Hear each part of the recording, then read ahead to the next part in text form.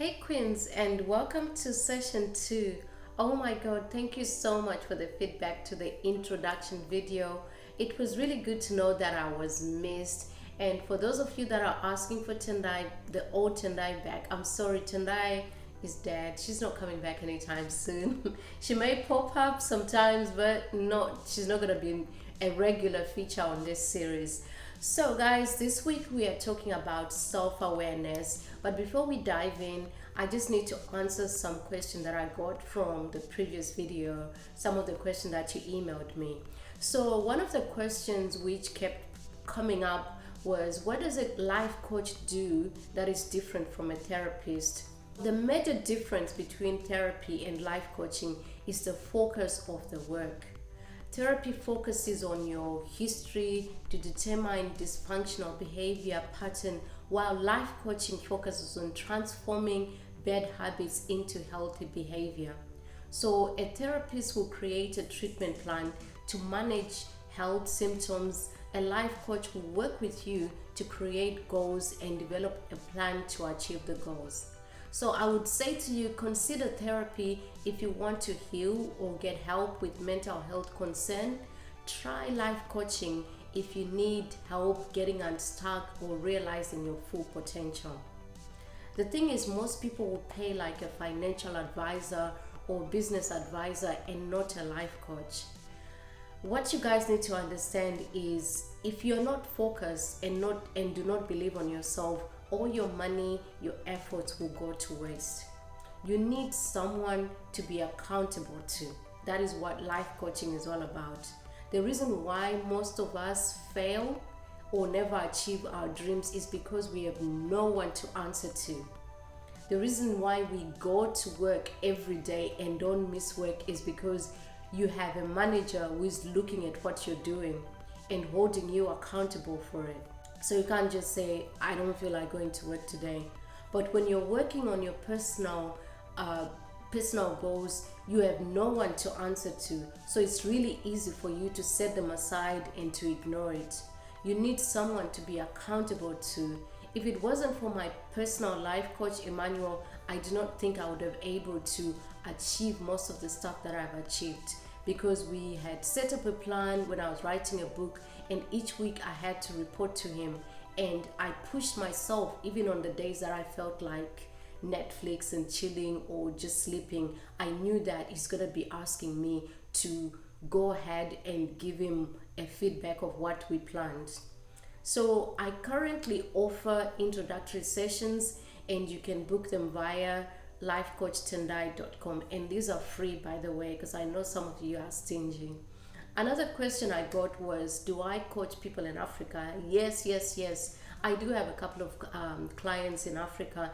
In fact, most of my clients are in the UK and Africa, and we have sessions via Skype, WhatsApp, or Zoom.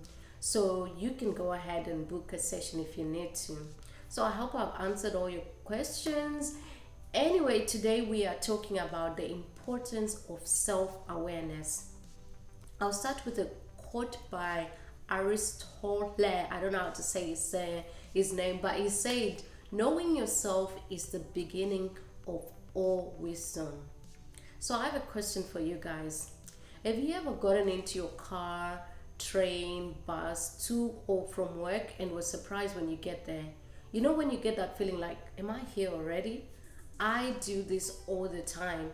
My commute from downtown Atlanta to Johns Creek, where I live, is almost an hour. Well, normally, thanks to COVID, we're not having to do all those. But if you ask me any details about the trip, I would not be able to tell you. The only time I become fully engaged is if there is a car crash, or if the weather is really bad, or something terrible happens on my commute. That's when I'm fully awake. And I also seem to do this with my life. Before I started my self-awareness journey, I would only stop to reflect if something went terribly wrong. A recent study was done in the UK, and they found that 96% of British people admitted to making decisions on autopilot. So people are just functioning like zombies. And most of us have developed an unconscious decision making system so we can take care of routine tasks. And I want you to just think about it. You wake up, go in the shower, brush your teeth, and you get dressed without even thinking about it. Most of the time, you're not fully aware of what you're doing. The brain is probably the laziest part of our body, and it loves anything that's familiar. That is it. That is why it's so hard for you to get rid of habits once they get stuck in your brain. And being on autopilot is easier for the brain as it helps prevent it from overloading when we automatically manage routine tasks. However, autopilot can make us lose control and disengage from living. Self-awareness can help you to be conscious and have knowledge of your own thoughts and feelings. The majority of African women I've worked with lacked self-awareness, and that's me included. Growing up in Africa, there was a lot of emphasis on the umuntu ngabantu, which is a Zulu phrase which means that a person is a person through other people. And because of this, our thoughts and how we act as Africans tends to be driven by how others perceive us rather than how we perceive ourselves. And this, I believe, may be the reason why we tend to not focus too much on the self as a society. African culture focuses on interdependence, which is why most Africans tend to seek approval from others and build their identities similar to those who are around us. Our culture does not promote individualism. So when we are faced with life decisions, we tend to deeply rooted traditions and obligations. In contrast, if you look at people in the Western cultures, they encourage people to be individuals and to be unique. But in Africa, self-esteem seems to be based on the capacity to prioritize the needs of others in order for an individual to fit in. You have to do what the masses are doing. As women, we spend our lives focused on what we think is acceptable by our parents, husbands, family, religion, and culture. We hardly think about what we want. That's why majority of us lack self-awareness. Here are the advantages of self-awareness. Self-awareness helps you to have better relationship. The less self-awareness you have, the easier it is for you to get defensive in your interactions with others, which is always a recipe for disaster in any type of relationship. You can't really expect anyone to love you if you don't even know who you are. I mean, I hear women all the time say, oh, this guy doesn't even know me. But the majority of us don't even know who we are. And yet we expect others to not only know us, but love us. Self-awareness increases your communication skills. The more you know who you are, the easier it is for you to communicate your needs to others. And when you are more self-aware, it improves your moods and behavior. Our moods and how we tend to feel hour by hour is largely dependent on how we choose to think and behave. When we improve the awareness of the relationship between our thoughts, behavior, and emotions, it's easier to regulate our moods and our feelings. When we become more self-aware, we can easily distinguish between short-term impulses or desires and long-term values and goals. Self-awareness also makes you be more productive. The most cause of procrastination isn't really a lack of effort or commitment, it's interference from ourselves. Improving self-awareness can help eliminate many of the hidden obstacles that we have. And through my studying and working with my own personal coach, I've come across different techniques that can increase your self-awareness. I just want to share the 5 techniques that I found to be more effective for myself, my clients, and all the others that I've worked with, which are: number 1, you must gain self-knowledge. Having self-knowledge can help you understand your mental state and what is shaping your behavior. Self-knowledge will help you to learn what fits with you and what doesn't fit with you. Self-knowledge requires an understanding of you looking back at your past and your current self to see what worked and what didn't work. When we go on dates, we ask hundreds of questions to these guys. Where do you see yourself in 10 years? Where do you see yourself in 10 years? Next time you want to go and ask guys on a date, I need you to take time out and ask yourself the same questions. Like, what's your favorite color? It's crazy. We ask this question but never ask ourselves this question. Number two, you need to spend some time in self-reflection. Have you ever taken a picture with a bunch of women? Everyone does not like how they look. People will be like, I don't like the way I look. I look fat in this picture. The thing is, the camera does not lie, sis. That is the way you look. Self-reflection is a process of seriously thinking about your character and your actions.